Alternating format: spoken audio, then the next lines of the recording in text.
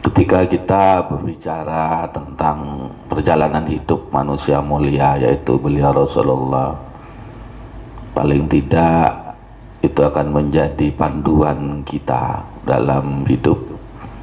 Karena seperti disampaikan oleh beliau Siti Aisyah ketika ditanya tentang akhlak beliau Rasulullah, beliau menyampaikan bahwa akhlak beliau Rasulullah itu adalah Al-Quran.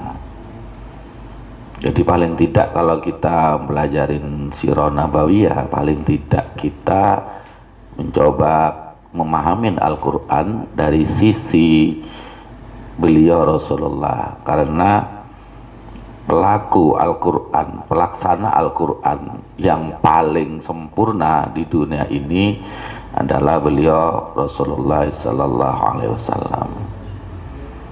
Yang kedua,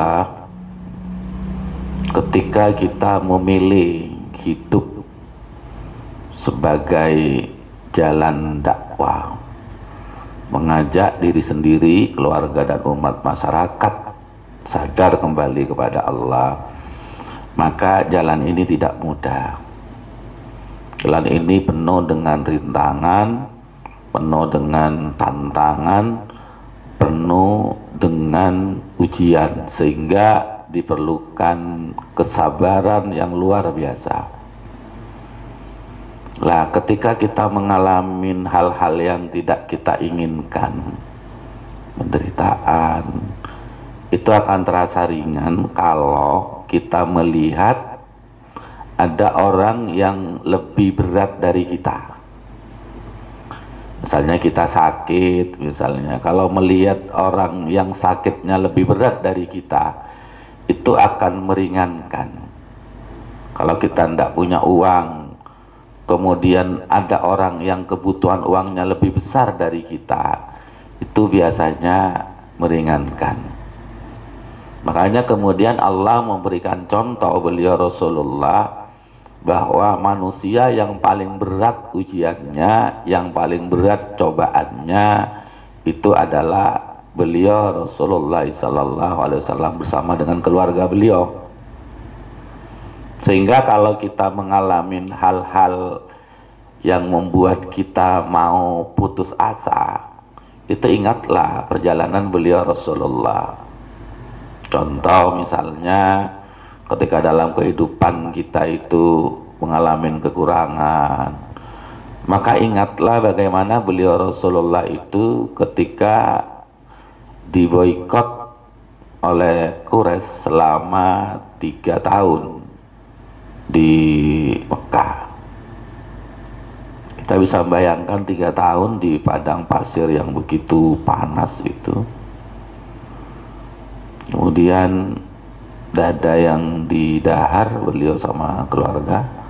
Bahkan pernah Khadijah bercerita bahwa saking tidak ada makanan yang dimakan itu, beliau sampai makan daun kering, bukan daun basah ya. Kalau kita ini kan masih banyak daun-daun yang basah itu, tapi beliau dahar itu daun yang kering, karena sudah tidak ada lagi yang mau didahar oleh Rasulullah dan para sahabat-sahabatnya yang diboikot itu.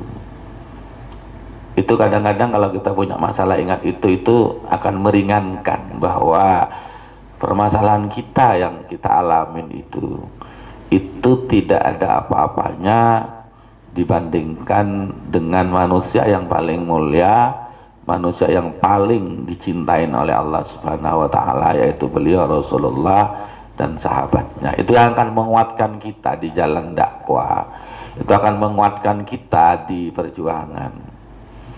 Sehingga kadang-kadang kalau kita misalnya mengalami kesulitan dalam hidup itu, ya sudah benar gitu, karena jalan yang diikutin adalah beliau Rasulullah.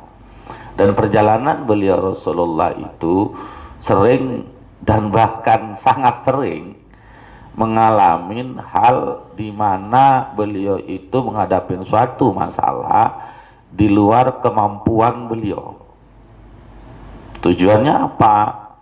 Tujuannya adalah supaya beliau bergantung kepada Allah Subhanahu wa Ta'ala. gantungan kita kepada Allah Subhanahu wa taala itu yang menguatkan kita.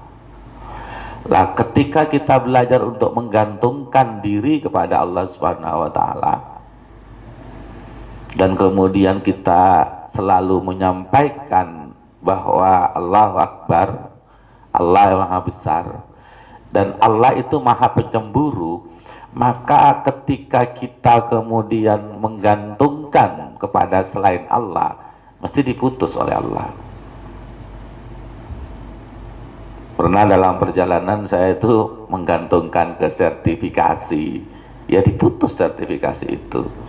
Saya pernah tidak terima sertifikasi berapa kali itu, supaya kita betul-betul bergantung kepada Allah. Ketika kita bisa menggantungkan gaji kita, menggantungkan penghasilan kita, kadang penghasilan kita itu diputus oleh Allah Subhanahu wa taala, supaya kita betul-betul hanya bergantung kepada Allah Subhanahu wa taala. Itu yang kemudian dalam perjalanan beliau Rasulullah, dan beliau Rasulullah dalam berjuang itu ditopang oleh dua sosok manusia yang mulia. Yang pertama manusia terbaik, artinya wanita terbaik, yaitu beliau Siti Khadijah, dan kemudian pamannya yang luar biasa membela Rasulullah, Abu Thalib. Maka kemudian supaya beliau itu betul-betul bergantung kepada Allah sebelum beliau mengalami masa-masa yang lebih berat, yaitu masa-masa di Madinah ketika harus menghadapi perang, maka oleh Allah diambil beliau Sayyidatul Khadijah, diambil Abu Thalib, sehingga Rasulullah betul-betul bergantung kepada Allah Subhanahu wa taala. Mungkin perjalanan kita akan seperti itu, walaupun skalanya itu sangat kecil dibanding dengan beliau Rasulullah. Lah, kalau kita sudah sampai seperti itu, apapun yang kita gantungkan mesti diputus, supaya kita betul-betul bergantung kepada Allah. Kemarin ada adik saya itu yang sakit.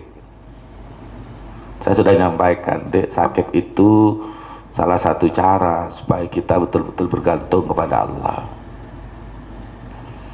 Kemudian setelah dioperasi itu ternyata masih mengalir cairan, itu mengalir cairan, mengambil cairan. Yang selama ini yang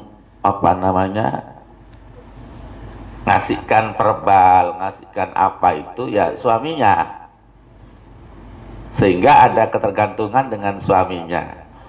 Kemudian terbersit di hatinya, ya Allah, kalau suami saya sakit, siapa yang merawat saya? Kalau suami saya sakit, siapa yang akan merawat saya? Tidak jauh dari itu. Maka kemudian suaminya sakit, kemudian telepon saya, ya apa ini Kak, suami saya sakit. Saya katakan, Dek, saya kan sudah bilang, dalam tahapan tertentu perjalanan kita menuju kepada Allah, terkadang kalau kita menggantungkan kepada selain Allah, nanti akan dipisahkan, sehingga memunculkan kesadaran di kita bahwa kita hanya bergantung kepada Allah Subhanahu wa ta'ala, sebagaimana yang ketika kita sholat itu Allahu Akbar, Allahu Akbar, Allahu Akbar, Allah Maha Besar. Maka jangan kecilkan peranan Allah dalam kehidupan kita. Jangan kecilkan, sebab kalau seperti itu kan pikiran itu mesti ikut kemana dia berpikir.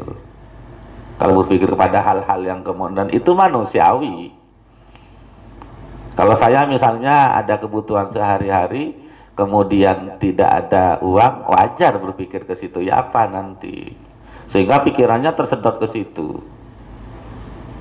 Makanya itu harus dilawan, jihadlah, lawan dengan kebesaran Allah Subhanahu wa ta'ala, sehingga itu akan selalu membantu kita bahwa perjuangan beliau Rasulullah ini akan menjadi inspirasi kita untuk menjalani kehidupan yang penuh tantangan, penuh rintangan, sehingga kita diberi kemampuan oleh Allah untuk menjalaninya itu dengan tenang.